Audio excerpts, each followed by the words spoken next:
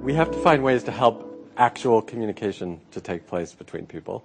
And the only way that's going to happen is if at least one of the people listens to the other. And so we give a lot of advice around listening, and we talk a lot about why is it that we find listening so hard, right? We have ears. It shouldn't be this impossible thing. And yet, when conflict rises and the heat goes up, we just turn our ears off and we start advocating, we start arguing, we start explaining and telling.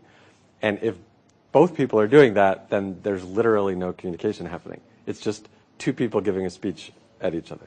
The first thing is to be aware that we have what I would call, we have an internal voice, that we have this voice in our head, and that voice tends to disrupt our listening. If you and I are having an argument, it's very hard for me to take in information from you when I'm thinking those things into my head.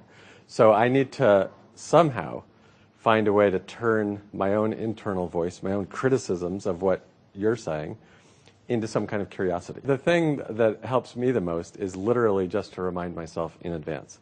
Because no matter how much you study communication, no matter how much you think about it, listening and inquiry is never going to be the thing that you just want to do naturally, especially when there's real conflict.